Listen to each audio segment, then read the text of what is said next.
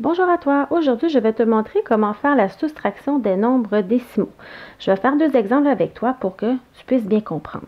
Tu vas voir, ça ressemble beaucoup à une soustraction de nombres naturels. Ce qui est différent, c'est que tu as une virgule à placer dans ta réponse. Je vais t'indiquer à quel moment la placer pour que tu sois bien sûr d'avoir le bon nombre.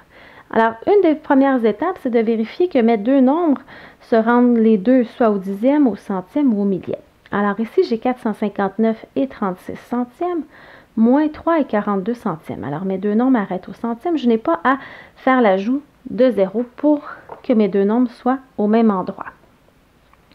Alors, ce que je dois faire, c'est que je commence par mon chiffre le plus à droite et je fais les différentes soustractions en suivant bien ma colonne où je suis rendue. Alors, je vais commencer par les centièmes ici. Alors, je fais 6 moins 2, ça me donne 4.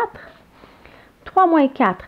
Alors, ce que je vais devoir faire ici, c'est que je vais devoir aller dans mon unité, en prendre une, pour me la transférer à mes dixièmes, pour pouvoir faire 13 moins 4. Alors, 13 moins 4 me donne 9. Lorsque je vois ma virgule, je la place tout de suite dans ma réponse. Comme ça, je ne l'oublie pas et je vais pouvoir justement avoir le bon nombre décimal. Ensuite, je continue. Je m'en vais aux unités. 8 moins 3 me donne 5. 5 moins 0 me donne 5. Et 4 moins 0 me donne 4. J'ai donc ici la réponse qui est 455 et 94 centièmes. Je fais un autre exemple pour que tu puisses bien comprendre. Alors ici, j'ai une nouvelle soustraction. J'ai 698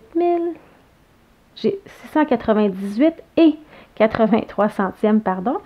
Et je dois soustraire à 48 et 17 centièmes. Donc, je commence par le chiffre le plus à droite. Je commence par mes centièmes. Mes deux nombres ont des centièmes, alors je n'ai pas besoin de les mettre pareil. Donc, ils sont déjà au centième les deux. Alors, je vais faire 3 moins 7. 3 moins 7, malheureusement, je vais devoir aller emprunter à mes dixièmes pour me les placer à mes centièmes. Alors, je fais donc maintenant 13 moins 7 qui me donne 6. 7 moins 1 me donne 6 aussi. Lorsque je croise mes virgules ici dans cette colonne, je dois aller la placer tout de suite dans ma réponse pour ne pas l'oublier. Alors maintenant, je vais travailler la partie entière du nombre. Alors, 8 moins 8 me donne 0. 9 moins 4 me donne 5. Et 6 moins 0 me donne 6. Alors, cette soustraction me donne donc 650 et 66 centièmes. Donc, ce qui est vraiment important, c'est de penser à placer ta virgule au bon endroit et de vérifier que ton nombre, les deux soient bien au dixième, au centième ou au millième. Alors, n'oublie pas d'aimer ma publication et de t'abonner à ma chaîne YouTube.